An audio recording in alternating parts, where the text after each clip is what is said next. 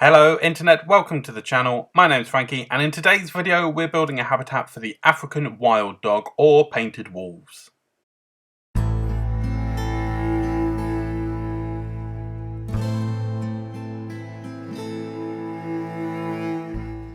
In our last video we built a habitat for the ostriches and springbok, and we also built a picnic area in our Africa zone, which means that our roundabout kind of section is now complete. So to start this new habitat I'm going to go over to our pathing tool, select the log rounds path and just start to make this kind of offshoot. It's not a planned shape or anything, it's just a nice wibbly wobbly shape that looks nice and organic, which will kind of just make it seem like quite a natural path. And then from there we can start to build our habitat. This habitat is going to be at the back of the Siberian tiger and penguin habitat. It backs onto the winter wonderland, so we're going to need to make sure that we are properly heating this habitat and making sure it's not influenced too much by the winter wonderland ones, because we don't want it to be too cold. With the recent announcement of the Africa pack coming to consoles, I have decided I'm reserving this area for some mere dogs. For this habitat I decided I wanted to build a small viewing gallery, nothing too fancy, but something that I could kind of put a little bit of decoration on and stuff.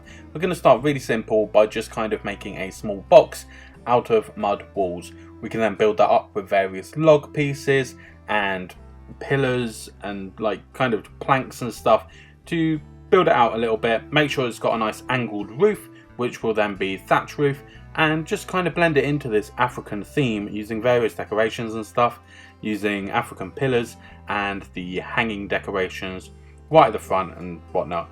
I'm going to pop this in time lapse just to let you kind of watch me play about with the different ideas that I had and finally come to a fairly decent looking viewing gallery. I really wanted these animals to have a bit of privacy, so this is going to be the main way that our guests can see the animals. The rest of the habitat is mainly going to be shrouded by plants, but there will be one area that you can kind of peek through the plants to see the animals as well. But we are really trying to direct our guests in this habitat, so we want them to be going here, which is why we're building a very specific viewing gallery for that purpose.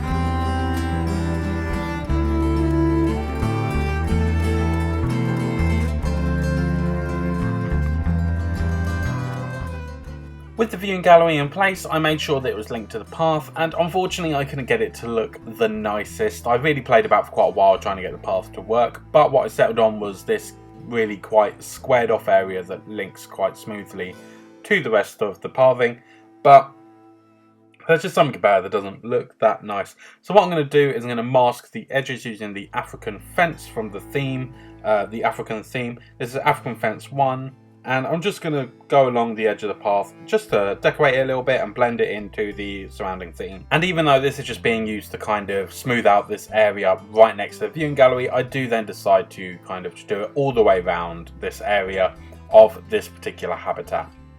Inside this viewing gallery we're going to want to make sure that we've got one of our donation boxes, one of our Africa themed donation boxes, because we like to customize the colours. So I'm just copy and pasting it from the ostrich habitat, bringing it over into the viewing gallery. And we're also going to want one of the educational viewing boards that allows our guests to learn about the animals in the habitat, and we're going to pop that on the left hand side of this viewing gallery so that it's not obstructing the view of the animals, and then we can just angle it to make sure that it's not like poking outside but isn't directly like flat on the edge or anything.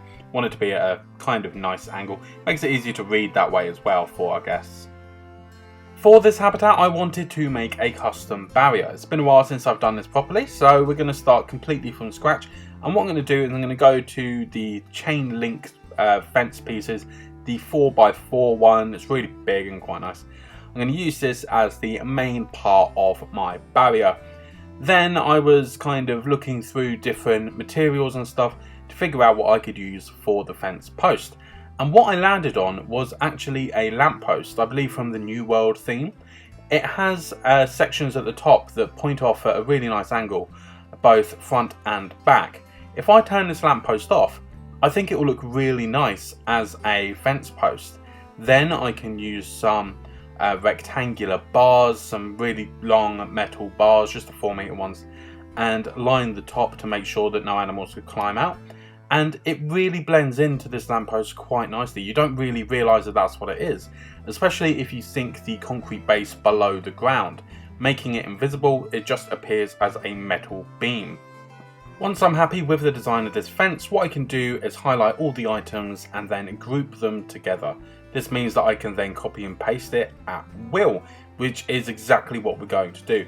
We're going to copy and paste this around the perimeter of the habitat that we want to build, and this will allow a nice seamless kind of looking fence.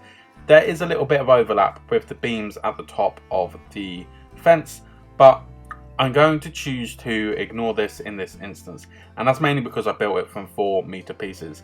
If I'd built the top bit from 2 meters or something, I could kind of move them and adjust them, sink them into each other, but to be honest, no one's going to see it.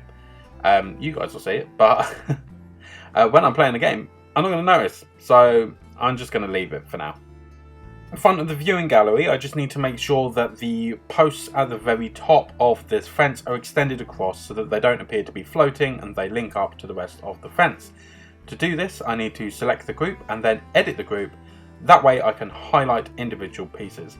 I'm going to highlight all of these bars right at the top layer of the fence, and then using the advanced move tools, I can slowly but surely pull these bars across, making sure they meet the fence the other end of the viewing gallery, which means we have a nice looking seamless fence.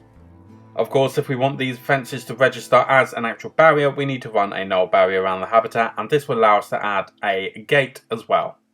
Inside the habitat, I'm going to start digging our water area. As you know, I like natural water sources, so we're just going to use the push tool to get it to a depth we want, and then use flatten to foundation to make sure that it's all at the appropriate depth. We can then use flatten to foundation at the top of this pondy area, just to kind of cut into it and make it more of an interesting shape. I quite like this long, oblong sort of shape, so I'm quite happy with that. Now, it's time to get the animals in and start meeting their specific needs. With the arrival of our first African hunting dog, Aswad, African wild dog, hunting dog is another name for them. They have so many names, these guys. I can start to alter the terrain distribution to meet their needs. These guys like quite a lot of short grass, which is something I'm very happy with. I love habitats with short grass. We're also going to use quite a bit of soil around the water source, just to make it a bit more natural, because obviously grass wouldn't be growing on the floor under the water. So, well, aquatic grass would, but not normal grass.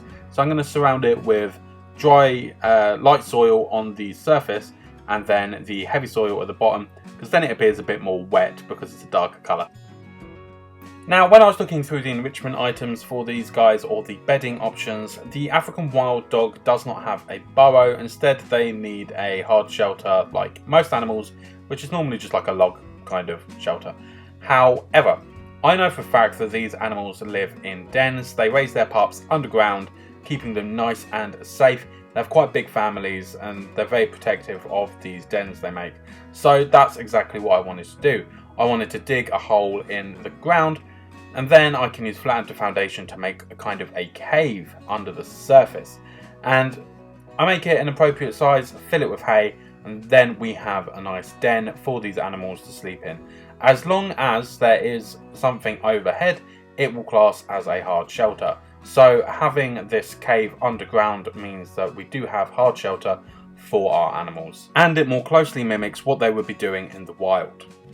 And whilst we're down here, I'm going to add a habitat web camera just because it helps to increase your marketing star rating, and I do think it's always quite neat to be able to see the animals sleeping in their dens or whatever using these cameras. Above this underground den, I'm going to raise the ground a little bit. I want to have a bit of variation in height in this habitat, Because it is a grasslands enclosure, we really can't go too heavy on plants. So we're going to be relying on a few other things, and one of those things is creating a hill in the center of the habitat just to add a little bit more interest. At the mouth of the den, I decided to add some sand and make it a bit more soil based around this area, because obviously the animals would have dug this themselves, so ground surface, well, the soil and whatnot would have been displaced. They would have been chucking it all over the place. If it had been done long enough, then yeah, sure, it would just all be grass now, but we're pretending that this is quite a fresh digging site. Before we place our enrichment items and food trays and stuff, I'm going to add a bunch of rocks, and we're using the desert rocks in this instance. We're going to start with really big ones and then use the slightly smaller ones to decorate it a little bit more. We're going to have a few little outcroppings around the water source. This is something I always like to do. I'm not entirely sure why, I just think it looks really cool having the rocks right next to your water source. I'm also going to use flatter, smaller rocks in the ground around the den entrance to kind of suggest that there are some rocks underground that have been poking through that the dogs have uncovered whilst they've been digging. For the enrichment items, we want to make sure it's all fairly spread out. We're going to place the food tray right in front of the viewing gallery to give our guests the best view of these animals eating and interacting in that way. I think that would be a really cool thing to witness up close like this. As I said earlier, I'm going to bury a bunch of the heaters underground as always, because I don't really like how they look, so this masks the look of them whilst making sure that this area is properly heated. And we want to be careful that the heat zone or the perimeter of this heating doesn't encroach into the Siberian tiger habitat or the king penguin habitat, because we don't want them getting too warm, as well as we don't want these dogs getting too cold. Now, like I said before, we're just going to place the toys everywhere, make sure it's nice and spread out, so these animals are going to be using their entire enclosure. In terms of plant life, as these animals thrive in grasslands, we really can't place that many. It is quite restrictive. So what I decided to do is place a few large trees and then pepper the rest of the enclosure with some tall grass and bushes. I do also try to sink one of the enrichment items into a tree, but it doesn't really go according to plan. It kind of just glitches and doesn't really work, so I have to move it later on.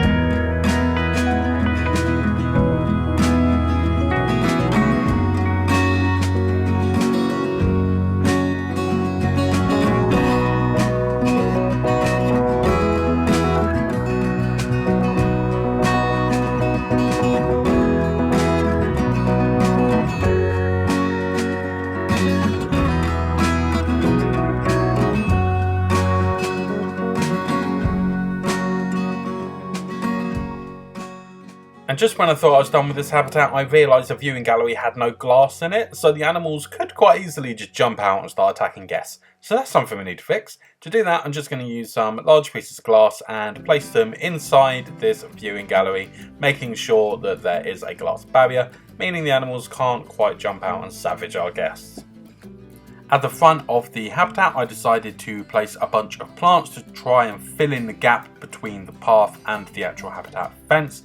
And this is going to try and mask most of the habitat, like I said before, leaving just one area that's kind of open for guests to be able to see through. We want it to be quite dense around the outside, make it look as if though this is a clearing in amongst a kind of forested area. And once all this external plant life had been added, this habitat was complete.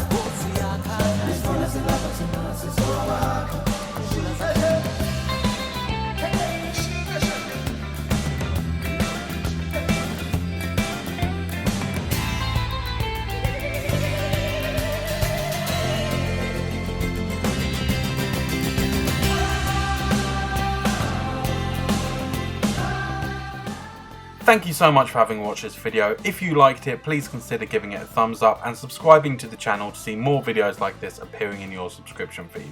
Thank you for watching, and until next time, I'll see you later.